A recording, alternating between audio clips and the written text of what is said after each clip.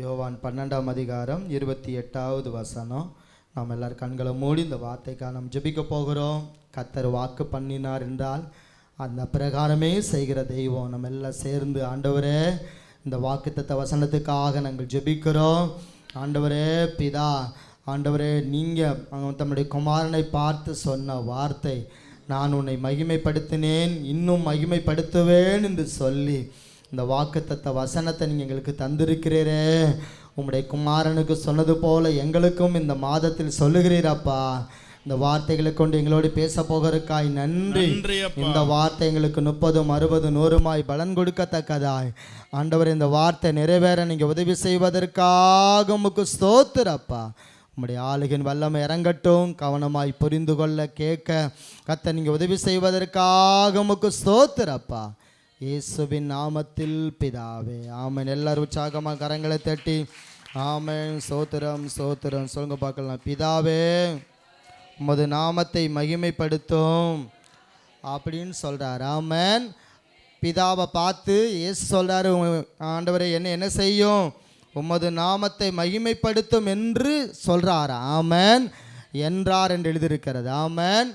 அவர் என்னை மகிமைப்படுத்தும் சொன்ன உடனே அடுத்த வார்த்தை பிதாவிடத்திலிருந்து வருது. அப்பொழுது மகிமைப்படுத்தினேன் இன்னமும் மகிமைப்படுத்துவேன் என்கிற சத்தம் வானத்திலிருந்து உண்டாயிற்று. ஆமென். பரலோகத்திலிருந்து என்ன செஞ்சு அவர் சத்தம் வந்துச்சு. என்ன சத்தம் வந்துச்சுன்னா, அப்பொழுது மகிமைப்படுத்தினேன் இன்னமும் உன்னை என்ன செய்ய போகிறேன்? மகிமைப்படுத்துவேன். சொல்லுங்க பார்க்கலாம். மகிமைப்படுத்தினேன் இன்னமும் மகிமைப்படுத்துவேன். முதல்ல மகிமைப்படுத்தினேன்னு சொல்கிறாரு, ரெண்டாவது மகிமைப்படுத்துவேன் அப்படின்னு சொல்கிறாரு. ஆமென்.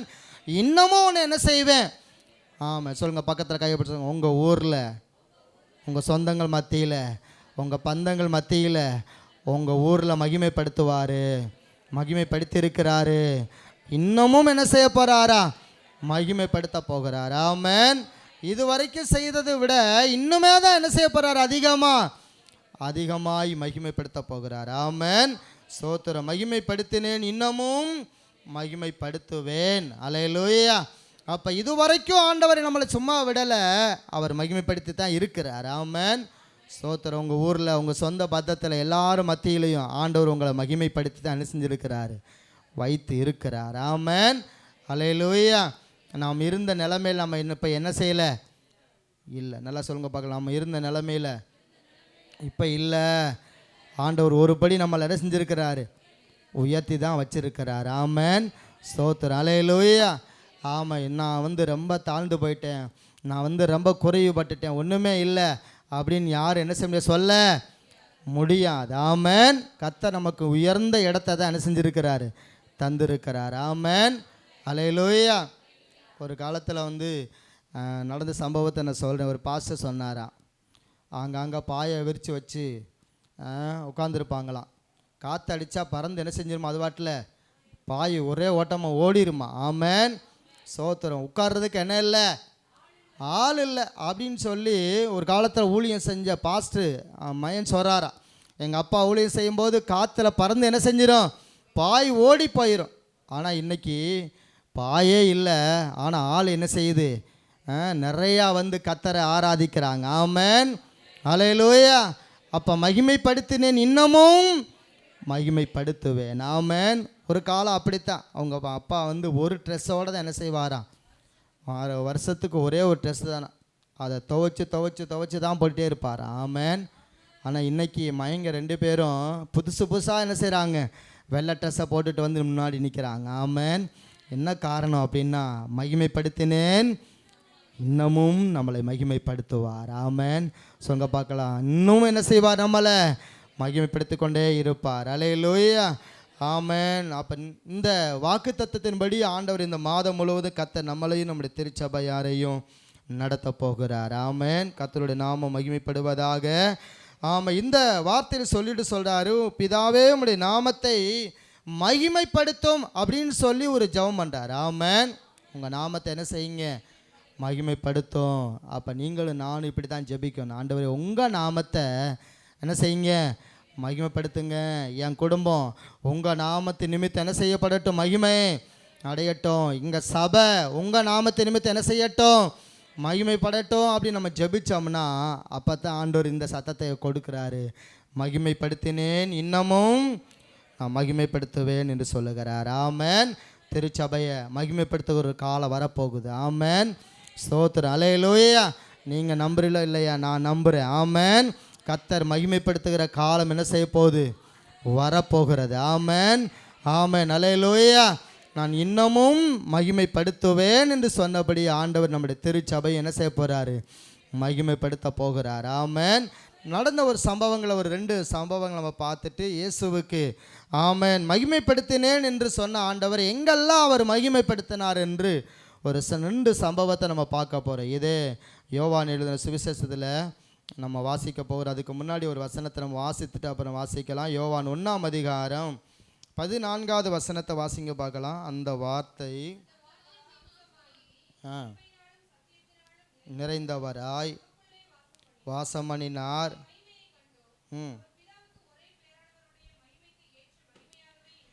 அந்த மகிமை எந்த மகிமை அப்படின்னா சொல்றாரு பாருங்க, அவருடைய மகிமையை கண்டோம், அது பிதாவுக்கு ஒரே பேரானுடைய மகிமைக்கு ஏற்ற மகிமையாகவே இருந்தது. ஆமென்.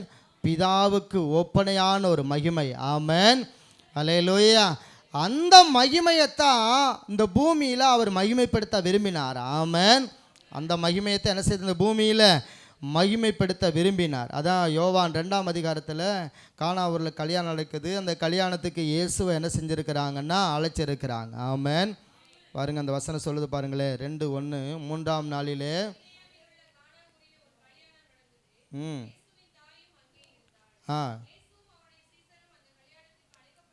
இப்போ இயேசுவும் அவருடைய சீசர்களும் அந்த கல்யாணத்துக்கு என்ன செய்யப்பட்டார்கள், அழைக்கப்பட்டார்கள். ஆமென். சொல்லுங்க பார்க்கலாம், என்ன செய்யப்பட்டார்களாம். ஆமென். அந்த நல்ல வேலை இந்த அந்த மணவாளன் அழைக்க வேண்டியது யாரையோ அவரை என்ன செய்யலை, முதல்ல அழைச்சிட்டார். ஒரு வேளை சொந்தத்தை கொண்டு வந்து முதல்ல வச்சுருந்தாருன்னா அங்கே குறைவில் என்ன செஞ்சுருக்க முடியாது, நிறைவு வந்திருக்காது. ஆனால் இந்த அந்த மணவாளன் செய்த முதல் காரியம் என்னென்னா தன்னுடைய அந்த வீட்டில் எந்த ஒரு குறைவும் வரக்கூடாது என்பதற்காக, திருமணத்தில் எந்த ஒரு தீமை என்ன செஞ்சிடக்கூடாது, வந்துடக்கூடாது என்பதற்காக யாரை அழைத்தாருன்னா இயேசுவையும் அவருடைய சீசர்களையும் இந்த கல்யாணத்திற்கு என்ன செய்தார்கள், அழைத்தார்கள். ஆமென். ஆமாம். அதுக்கு முந்தின வார்த்தையில் இருக்குது, இயேசுவின் தாயும் அங்கே என்ன செய்தார், அவங்க ஏற்கனவே என்ன செய்தாங்க, அந்த அம்மா அந்த கல்யாணத்துக்கு ஏற்கனவே போயிட்டாங்க. ஆமென். ஆனால் இயேசுவும் அவருடைய சீசர்களும் அழைக்கப்பட்டார்கள். ஆமென். அழைச்சதுனால தான், இயேசு வந்ததுனால தான் அற்புதம் என்ன செஞ்சாங்க, நடந்தது. ஆமென். இயேசு வந்ததுனால தான் அற்புதம் வந்துச்சு. சொல்லுங்க பார்க்கலாம், உங்கள் வாழ்க்கையிலையும் பக்கத்தில் கையை பிடிச்சி, உங்கள் வாழ்க்கையிலையும் உங்கள் வீட்டுக்கு இயேசு வந்துட்டா அற்புதம் நடந்துடும். என்ன செஞ்சிடும், அற்புதம் நடந்துடும். ஏன் அப்படின்னா இயேசு வந்துட்டார். ஆமென். இந்த வார்த்தையில் நீங்கள் வாட்சி பார்த்தீங்கன்னா, நீங்கள் உங்களை வீட்டில் போய் நீங்கள் வாட்சி பாருங்கள். இந்த திராட்சை ரசம் குறைவுபட்டுன்னு சொன்ன உடனே அந்த வேலைக்காரங்க ஓடி போய் சொல்கிறாங்க. யார்கிட்ட சொல்கிறாங்க, தாய்கிட்ட சொல்கிறாங்க, திராட்சை ரசம் என்ன செஞ்சிருச்சு இல்லை அப்படின்னு சொல்லி. 3வது சொல்லுது, திராட்சை ரசம் குறைவுபட்ட போது இயேசுவின் தாய் அவரை நோக்கி, இவர்களுக்கு திராட்சை ரசம் இல்லை என்று சொல்கிறாங்க. ஆமென். அதற்கு இயேசு சொல்கிறாரு, ஸ்திரியே, உனக்கு எனக்கு என்ன, என் வேலை இன்னும் என்ன செய்யலை, வரலை. அவருடைய தாய் வேலைக்காரரை நோக்கி அவர் உங்களுக்கு என்ன சொல்கிறாரோ அந்தப்படி என்ன செய்யுங்க, நீங்கள் செய்யுங்கன்னு சொல்லிட்டு அவங்க போயிட்டாங்க. இவர் பார்த்தாரு, இன்னும் என் வேலை வரலைன்னு சொன்னவர் தான். அடுத்த நிமிஷம் வேலைக்காரில் பார்த்து கச்சாடியில் தண்ணீரை என்ன செய்யுங்க, நிரப்புங்கன்னு சொன்னார். தண்ணீரை நிரப்பின உடனே கொண்டு போய் அதை என்ன செய்தாங்கன்னா அதை பந்தி விசாரிப்புக்காரிடத்தில் கொடுத்தாங்களாம். ஆமென். வேலைக்காரர்கள் எங்கே கொண்டு கொடுத்தாங்க, பந்தி விசாரிப்பு காலத்தில். 8வது வசனம் சொல்லுது, அவர்களை நோக்கி, நீங்கள் இப்பொழுது பந்தி விசாரிப்பு காலத்துக்கு கொண்டு போங்கள் என்றார். அவர்கள் என்ன செய்தார்கள், அதை கொண்டு போனாங்க. அவ்வளோதான். இது தண்ணின்னு அவங்களுக்கு என்ன செய்யாது, வேலைக்காரனுக்கு தெரியும் தண்ணின்னு. ஆனால் பந்தி விசாரிப்பு காரனுக்கு என்ன செய்யாது, இது தண்ணின்னு தெரியாது. ஆனால் அவன் நேராக எங்கே கொண்டு போயிட்டான், பந்தியில் கொண்டு போய் ஊற்றுறதுக்கு கொண்டு போயிட்டான். ஆமென். கடைசியாக பார்த்தா குளித்து பார்த்துட்டு அந்த மனிதர்கள் எல்லாரும் அந்த மணவாளனை அழைத்து சொல்கிறாங்க, எந்த மனுஷனும் முன்பு நல்ல திராட்சை ரசத்தை கொடுத்து ஜனங்களை திருப்தி அடைந்த பின்பு ருசி குறைந்ததை கொடுப்பான், நீரோ நல்ல ரசத்தை இதுவதற்கு என்ன செஞ்சது வைத்திருந்தீரே. ஆமென். இந்த மணவாளனுக்கே தெரியாது இவ்வளவு ரசம் ருசியாக இருக்குன்னு என்ன செய்ய அவனுக்கு தெரியாது. ஆனால் அவன் கூப்பிட்டு சொன்னபோது தான் தெரியுது இவ்வளவு ருசியாக இருக்குது. ஆமென். இப்போ தண்ணீர் என்னவா மாறிடுச்சு? திராட்சை ரசம். ஆமென். நம்ம ஊர் பாசையில் பச்சை தண்ணி. ஆமென். சொல்லுங்க பார்க்க, நம்ம ஊர் பாசையில் என்னது? பச்சை தண்ணி. ஆனால் இப்போ என்னவா மாறிடுச்சு அது? தண்ணீருக்கு 3 இல்லையா? நிறம், மனம், சுவை என்ன செய்யாதான்? கிடையாதான். சொல்லுங்க பார்க்கலாம். நிறம், மனம், சுவை கிடையாது. ஆமென். தண்ணிக்கு என்ன கிடையாது? மனமும் கிடையாது, நிறமும் கிடையாது, சுவையும் இல்லை. ஆனால் அதை என்னவா மாற்றிட்டார்? அவர் ருசியாய் மாற்றி விட்டார். ஆமென். இந்த சம்பவத்தில் ஒரு காரியம் இருக்குது. என்ன அப்படின்னா, இந்த மணவாளன் எப்பொழுதுமே வந்து அங்கே இருக்கிற மணவாளனுக்கு தான் அவமானம் வருமா? ஆமென். என்ன வருமா? அவமானம் வரும். என்ன அப்படின்னா, இவன் வந்து சரியாக இந்த திராட்சை ரசத்தை கொடுக்கலைன்னா எல்லாரும் அவமானமாக நினைப்பாங்களா? ஆமென். அவங்க முன்னாடி தலைகுனிவு அவனுக்கு வருமா? ஆமென். அப்படிப்பட்ட ஒரு தலைகுனிவு வராதபடிக்கு இந்த மணவாளன் சந்தோஷமாக இருக்கும்படி இயேசு இங்கே என்ன செய்கிறாருன்னா ஒரு அற்புதத்தை என்ன செய்கிறார். ஆமென். அந்த 11 வசனம் சொல்லுது, இவ்விதமாக இயேசு இந்த முதலாம் அற்புதத்தை கலிலேயாவில் உள்ள கானாவூரில் செய்து தம்முடைய மகிமை என்ன செய்தார்? அவர் வெளிப்படுத்தினார். அவருடைய சீசர்கள் அவரிடத்தில் என்ன செய்தார்களா? அப்போ என்ன மகிமைப்படுத்தினார் அப்படின்னா, முதலாய் கர்த்தர் செய்த அற்புதம் தண்ணீரை திராட்சரசமாக மாற்றி அவருடைய மகிமையை என்ன செய்தாராம்? வெளிப்படுத்தினார். ஆமென். சொல்லுங்க பார்க்கலாம். தமது மகிமையை வெளிப்படுத்தினார். எல்லாம் சொல்லுங்க பார்க்கலாம். பக்கத்தில் கையை பிடிச்சி தம்முடைய மகிமையை வெளிப்படுத்தினார். அவருடைய சீசர்கள் அவரிடத்தில் என்ன வச்சாங்களாம்? விசுவாசம் வைத்தார்கள். ஆமென். அப்போ சீசர்கள் விசுவாசம் வைக்கிற அளவுக்கு கர்த்தர் என்ன செய்தார்னா பிதா தம்முடைய குமாரனை மகிமைப்படுத்தினார். ஆமென். இவர் மூலமாய் அற்புதம் நடக்கும்னு சொல்லி காண்பிப்பதற்காக ஆண்டவர் என்ன செய்தார்? அற்புதத்தை செய்தார். ஆமென். கர்த்தருடைய நாம மகிமைப்படட்டும். ஆமென். இன்னொரு காரியத்தை நம்ம பார்க்க போகிறோம். லூக்கா எழுதின சுவிசேஷம் 13ஆம் அதிகாரத்தில் பார்த்தீங்கன்னா, அங்கேயும் வந்து 18 வருஷமாக கூனியாக இருக்கிற ஒரு பெண் இருக்கிறா. அவள் எங்கே தான் இருக்கிறான்னு சொன்னால் ஆலயத்தில் தான் அவள் என்ன செய்ய எப்போதுமே இருக்கிறா. அவள் வந்து ஆலயத்தை விட்டு என்ன செய்யல போகவே இல்லை. சொங்க பக்கத்தில் எங்கே இருக்கிறா? அவள் ஆலயத்தில் தான் அவள் இருக்கிறா. ஆமென். அந்த வசனம் சொல்லுது பாருங்கள். 13:11 நம்ம அது 10வது வசனத்திலேருந்து வாசிக்கலாம்.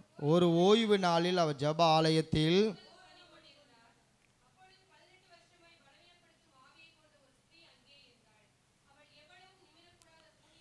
போதும். அவள் எங்கே இருந்தாலும் அந்த வசனம் தெளிவாக சொல்லுது பாருங்கள். 18 வருஷமாய் பலவீனப்படுத்தும் ஆவியை கொண்ட ஒரு ஸ்திரீ அங்கே எங்கே இருந்தா அப்படின்னா ஓய்வு அந்த அந்த ஜப ஆலயத்தில் அவள் இருந்தாள். ஆமென்.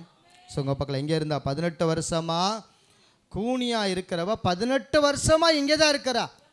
ஜப ஆலயத்தில் தான் இருக்கிறா. ஆமென். இப்போ 18 வருஷமாக அவளுக்கு விடுதலை இல்லை. 18 வருஷமாக என்ன இல்லை? விடுதலை. எத்தனையோ நாள் அவள் எதிர்பார்த்திருப்பா. இன்னைக்காவது விடுதலை ஆயிடுவான், நாளைக்கு விடுதலை ஆயிடுவோம் அப்படின்னு சொல்லி எதிர்பார்த்திருப்பா. ஆனால் 18 வருஷமாக அப்படியே தான் என்ன செய்கிறா? சில ஆட்கள் இப்படி தான் என்ன செய்வாங்க, எத்தனை வருஷம் ஆனாலும் தான் வாழ்க்கையில் நான் தன்னுடைய சுபாவத்தை என்ன செய்கிறதில்ல, மாற்றதே இல்லை. ஆமென். என்ன அந்த கூனி மாதிரியே என்ன செய்யுது? பழைய சுபாவத்திலே என்ன செய்கிறது? இருக்கிறது. ஆமென். கொஞ்சமாவது மாற்றம் அடையுமா? 18 வருஷம் ஆச்சு, ஏதாவது மாற்றம் காணப்படுமா? ஒன்றுமே என்ன செய்யலை. அந்த கூனி மாதிரி தான் என்ன செய்கிறான். ஆமென். கூனி மாதிரி நம்ம என்ன செய்யக்கூடாது? இருக்கக்கூடாது. நம்ம நிமிர்ந்து நம்ம எதையாகிலும் செய்கிறவர்களாக என்ன செய்யணும்? மாறணும். பக்கத்தை கைப்பிடிச்சு பார்க்கலாம். கர்த்தருக்காக ஏதாவது ஒன்றை நம்ம கர்த்தருக்கு என்ன செய்யணும். கூனி மாதிரி உலகத்தையே என்ன செய்யக்கூடாது. எப்போ பார்த்தாலும் உலகம். ஆமென். நம்ம இந்த சர்ச்சில் இருக்க வரைக்கும் தான் அந்த தேவ பிரசன்னம். ஆமென். இந்த வெளியே போயிட்டாலே என்ன வந்துடுது நமக்கு?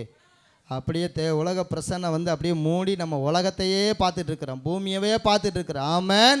நம்ம பார்க்க வேண்டியதெல்லாம் பரலோகம். சொல்லுங்க பார்க்கலாம். நம்ம பார்க்க வேண்டியதெல்லாம் பரலோகம். இன்றைக்கு நம்ம கண்ணை மூடுனா எங்கே நிற்கணும்னா பரலோகத்தில். சொல்லுங்க பார்க்கலாம். இன்றைக்கி கண்ணை மூடுனா எங்கே நிற்கணும்? பரலோகத்தில். ஆமென்.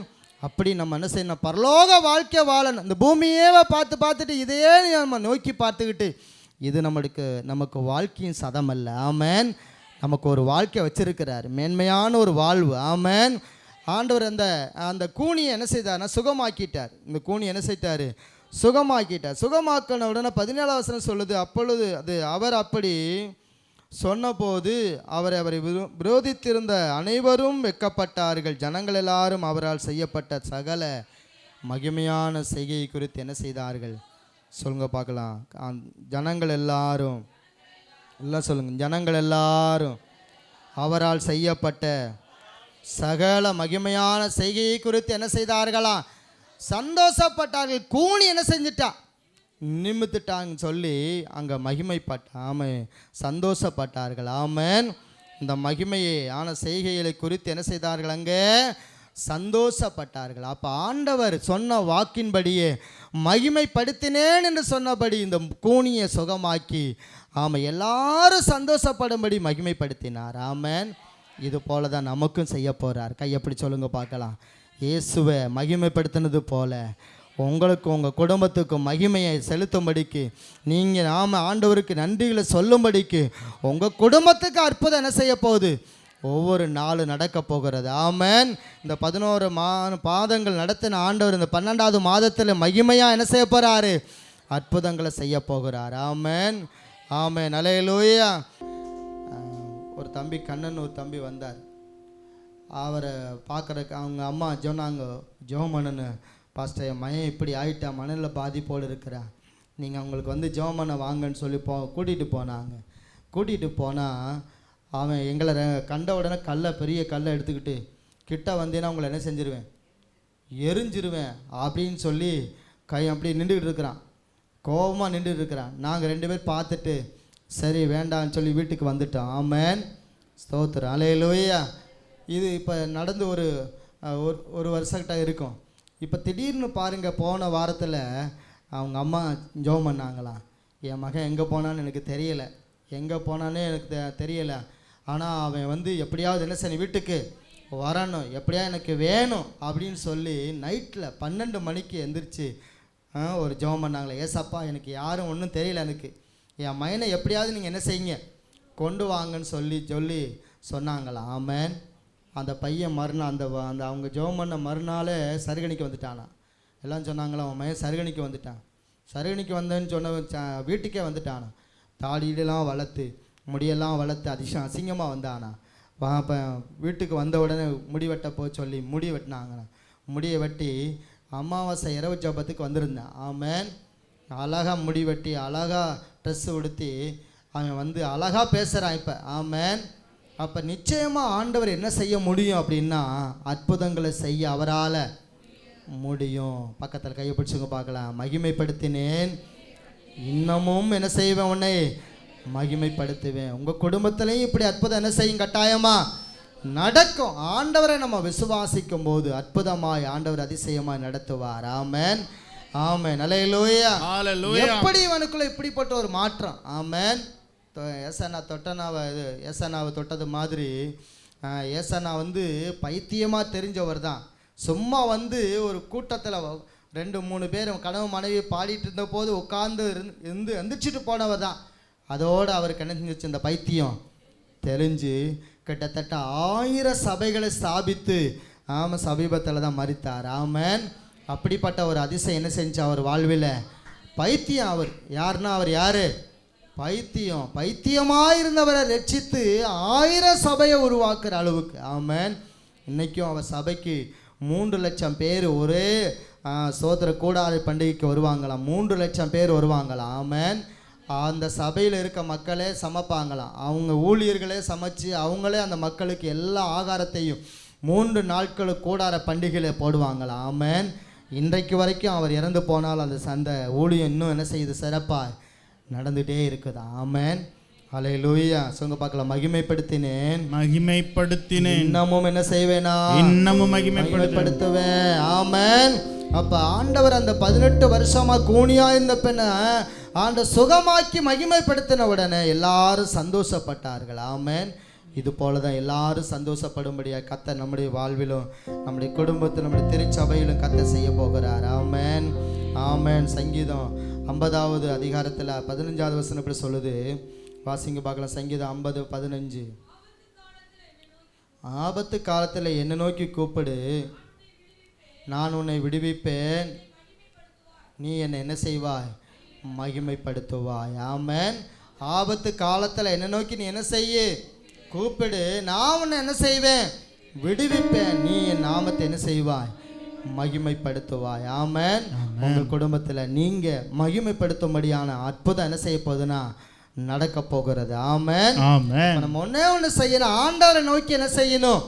கூப்பிடணும். ஆமாம். எந்த சூழ்நிலை வேற யாரையும் நம்ம எதிர்பார்க்காதபடி முழங்கால் போட்டு, ஆண்டவரே நான் உம்மை நோக்கி கூப்பிடுறேன், எனக்கு இந்த ஆபத்து இருக்குது, எனக்கு இந்த வேதனை இருக்குது, என் கஷ்டம் இப்படி இருக்குது அப்படி நீங்க கூப்பிட்டு பாருங்க.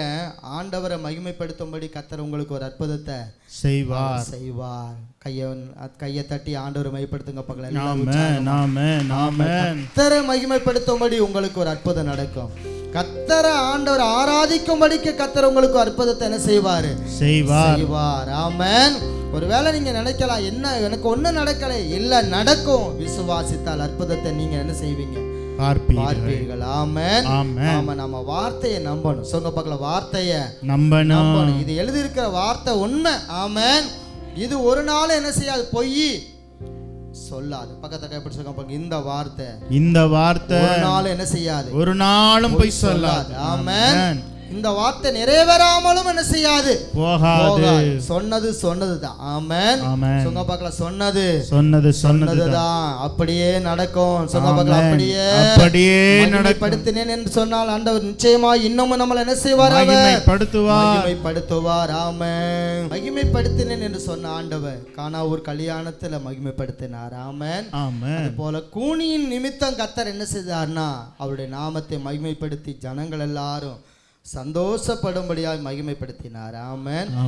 ஒரு சம்பவம் யோவான் 11ஆம் அதிகாரத்தில் உங்களுக்கு தெரிஞ்ச ஒரு சம்பவம் தான்.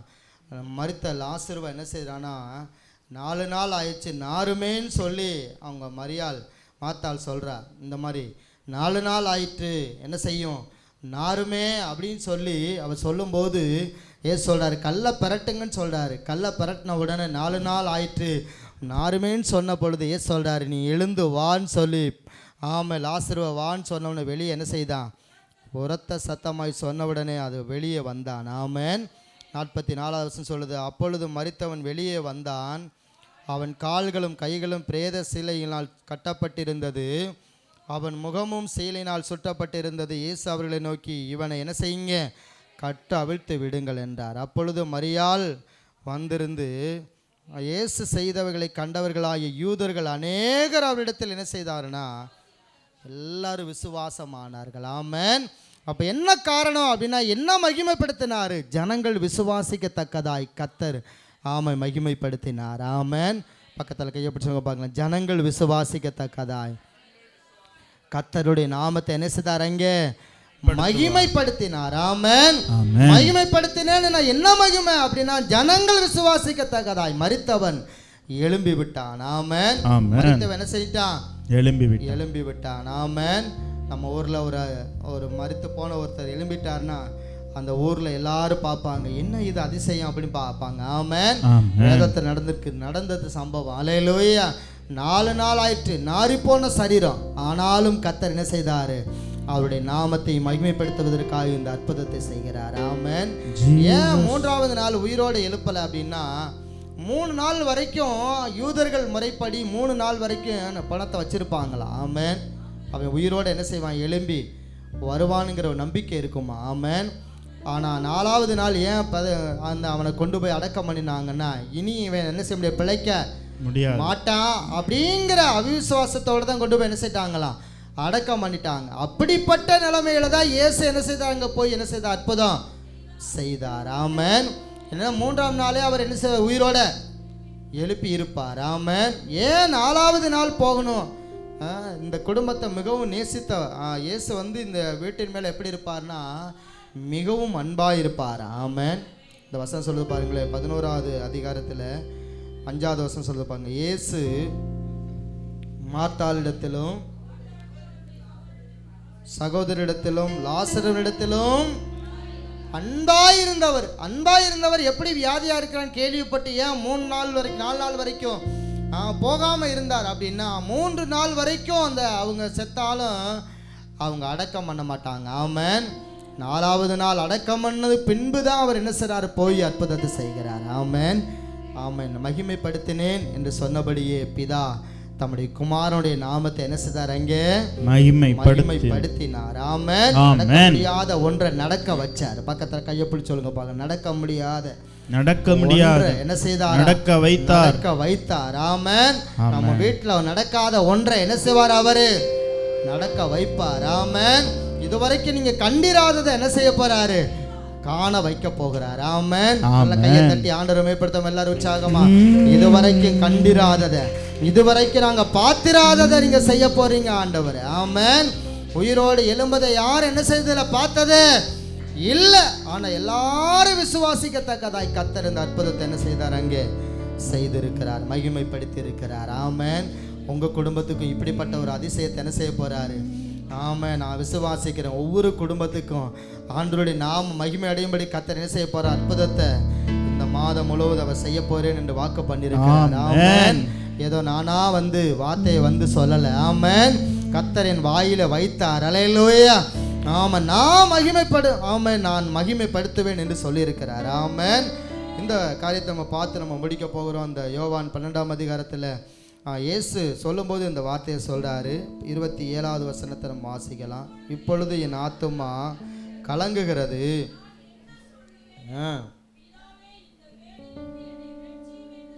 சொல்வேனோ. ஆமென். பிதாவை பார்த்து என்னை மகிமைப்படுத்தும் என்று சொன்ன ஆண்டவர் எதுக்காக இயேசு பிதாவை நோக்கி மகிமைப்படுத்தும் சொன்னான்னா, அந்த முந்தின வார்த்தையில் இப்பொழுது என் ஆத்துமா என்ன செய்யுதுன்னா கலங்குகிறது. எல்லாம் சொல்லுங்க பார்க்கலாம். ஆத்துமா என்ன செய்யுது? கலங்குகிறது. ஒருவேளை நீங்களும் கலக்கத்தோடு இந்த இடத்துக்கு வந்திருக்கலாம். ஆமென். நீங்கள் கலங்க வேண்டியது இல்லை. ஆமென். ஆத்துமா என்ன செய்யுது? கலங்குகிறது. நான் என்ன சொல்லுவேன் அப்படின்னு சொல்கிறேன். நான் என்ன சொல்லுவேன்? பிதாவே, இந்த வேலை நின்று என்னை ரட்சியும் என்று சொல்வேனோ, ஆகிலும் இதற்காகவே இந்த வேலைக்கு என்ன செய்தேன்? எதை நினைச்சு இப்படி சொல்றார் அப்படின்னா, சிலுவையில் அவர் படப்போகிற பாடுகளை நினைக்கிறார். ஆமென். அதை நினைக்கும் போது ஆத்மா என்ன செய்யுது? கலங்குது. எப்படி நம்ம சிலுவையில் ஆணி அடிக்க ஒப்பு கொடுக்கிறது? காலில் அடிப்பாங்களே, கையில் அடிப்பாங்களே, தலையில முள்முடி சூட்டுவாங்களே, விழாவில் குத்துவாங்களே, வாரினால் அடிப்பாங்களே, இதெல்லாம் நாம எப்படி தாங்கிக் கொள்ளுகிறங்கிற கலக்கம் என்ன செய்து அவருக்கு வருது. ஆமென். அல்லேலூயா.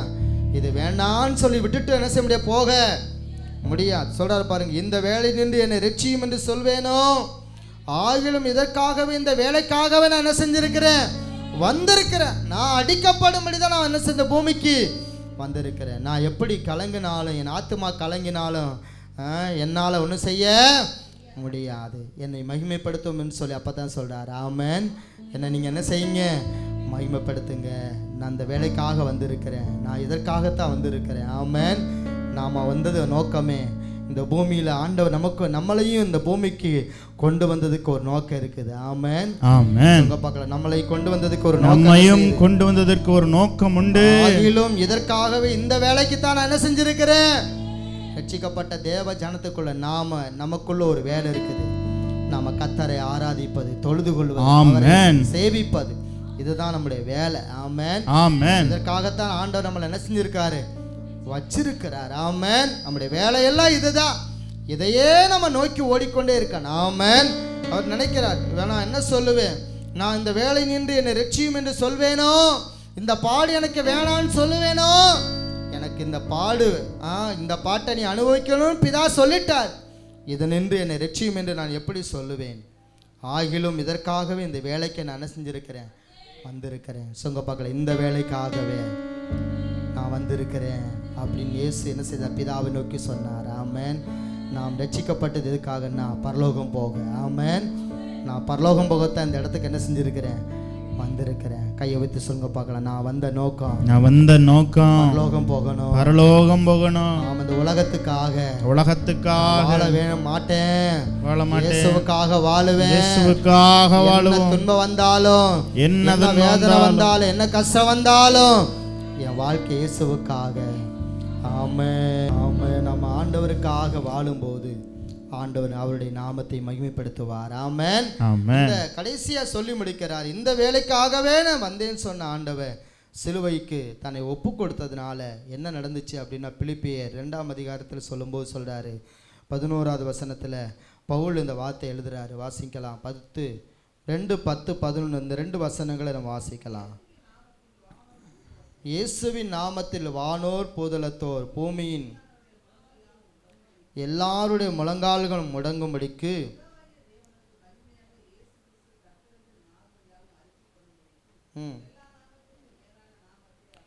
சொல்லுங்க பார்க்கலாம். எல்லா நாமத்திற்கும் சொல்லுங்க பார்க்கலாம். எல்லா நாமத்திற்கும் மேலான நாமத்தை தந்தருளினார். கேன்சர் ஒரு நாமம். ஆமென். எய்ட்ஸ் ஒரு நாமம். ஆமென். சோதரம். இந்த கொள்ளை நோய் வந்துச்சே, இது கொரோனா, அது ஒரு நாமம். ஆமென். ஆனா இந்த எல்லா நாமத்துக்கு மேலான நாமம் எந்த நாமம்னா இயேசு என்கிற நாமம். எதுனா இயேசுங்கிற நாமம். சொல்லுங்க பார்க்கலாம். என்ன நாமம்? இயேசு. எல்லா நாமத்திற்கும் மேலான நாமத்தை தந்தருளினார். நாமத்துக்கு கீழே தான் மற்ற எல்லாமே. ஆமென். ஸ்தோத்திரம். அந்த நாமத்தை மாத்திரம் நம்ம உயர்த்த இந்த கீழே இருக்கிற எல்லா நாமத்துக்குரிய எல்லாமே இந்த பூமியை விட்டு அழிஞ்சு போயிடும். ஆமென்.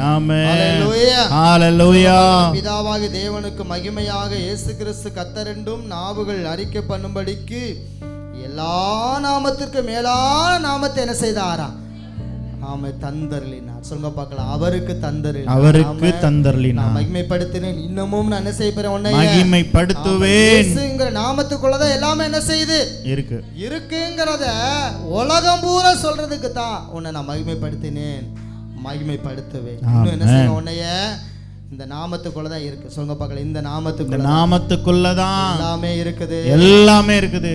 இந்த நரம்பு பூரா நம்ம என்ன பேசுகிறோமோ அதுக்கு நரம்புகள் எல்லாம் ஒருமித்து செயல்படுமா. ஆமென். நமக்குள்ளே இருக்கிற எல்லா நரம்புகளும் நான் பலவீனப்பட போகிறேன்னு வாயினால் சொன்னால் நரம்புகளும் என்ன செய்யுமா? பலவீனப்படுமா. ஆமென். இந்த யாக்கோப்பு 3ஆம் அதிகாரத்தில் நாவை குறித்து சொல்லியிருக்கிறது. ஆமென். சுகப்பகல் எதை குறித்து சொல்லியிருக்குது? நாவு. இந்த நாவு எந்த நரம்பை குறித்து எனக்குள்ளே இருக்கிற சூழ்நிலையை குறித்து சொல்லக்கூடாதா. ஆமென். இப்போ எனக்கு காய்ச்சல் வார மாதிரி இருக்குது அப்படின்னு என்ன செய்யக்கூடாதான்? சொன்னால் அடுத்த நிமிஷமே என்ன வந்துடும்? காய்ச்சல் வந்துடும். ஆமென். கால் வலிக்கிற மாதிரி இருக்குது அப்படின்னு சொல்லிட்டு கால் வலிக்கிற மாதிரி இருக்குன்னு சொல்லக்கூடாதான். ஏன் அப்படின்னா இந்த நரம்புகள் அந்த வார்த்தை என்ன செய்யுதான்? நீங்கள் சொல்கிற அந்த பலவீனமான வார்த்தையை கேட்டு அது என்ன செய்யுதான்? எல்லாம் ஒன்று சேர்ந்து கால் வலியை உண்டாக்குதான். ஆமென். நான் சொல்லலை, உண்மை நடந்த சம்பவத்தை சொல்கிறேன். ஆமென். இந்த யாக்கோப்பு 3ஆம் அதிகாரத்தில் இந்த நரம்புகள் எல்லாம் அப்படி தான் சொல்லுதுன்னு சொல்லி விஞ்ஞானம் என்ன செய்தான்? சொல்லுதான். ஆமென். ஒரு தேவ மனுஷன் சொல்கிறார். இப்படி என்ன சொல்கிறாருன்னா, உலக விஞ்ஞானம் நரம்பை சோதர நமக்குள்ள வார்த்தையை அனுப்பும்போது அது என்ன செய்த? பலவீனப்படுதுன்னு சொல்கிறாங்க. ஆமென். ஆனால் வேத வசனம் நமக்குள்ள போக போக இந்த நரம்புகள் எல்லாம் பலவீனப்பட்டதெல்லாம் பலவானாக மாற்றப்படுகிறது. ஆமென். ஹல்லேலூயா. ஏன் அப்படின்னா இயேசுவின் நாமத்துக்கு மேலான நாமம் இந்த உலகத்தில் வேற ஒன்றும் இல்லை. சொல்லுங்க பார்க்கலாம். இயேசுவின் நாமத்திற்கு மேலான நாமம் ஒன்றுமே இல்லை. நாளை நீங்க சொல்லணும், பலவீனம் வந்தா சொல்லணும், எனக்குள்ள பலவான் இயேசு கிறிஸ்துவின் நாமம் என்ன செய்து எனக்குள்ள இருக்குதுன்னு சொல்லணும். ஆமென். ஹல்லேலூயா. சொல்லி பாருங்க, உங்களுக்குள்ள பலன் என்ன செய்யும்? உண்டாகும், வரும். ஆமென். கால் நடந்துட்டு இருக்கும் போது கால் வலிக்கிற மாதிரி என்ன செய்யும்?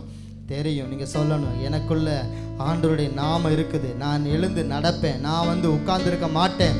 நீங்க சொல்லி பாருங்க, கர்த்தர் உங்களை என்ன செய்வார்? நடக்க ஆமென் வைப்பார். ஆமென். ஆமென். ஹல்லேலூயா. ஹல்லேலூயா. கர்த்தருடைய வார்த்தை. ஆமென். மகிமைப்படுத்தின இன்னும் என்ன செய்வேன்? உன்னை மகிமைப்படுத்துவேன் என்று சொன்ன ஆண்டவர் மகிமைப்படுத்தினார். ஆமென். ஆண்டவருடைய நாமம் மகிமைப்படட்டும். நம்ம எல்லாம் சேர்ந்து நம்ம ஜெபிக்க போறோம்.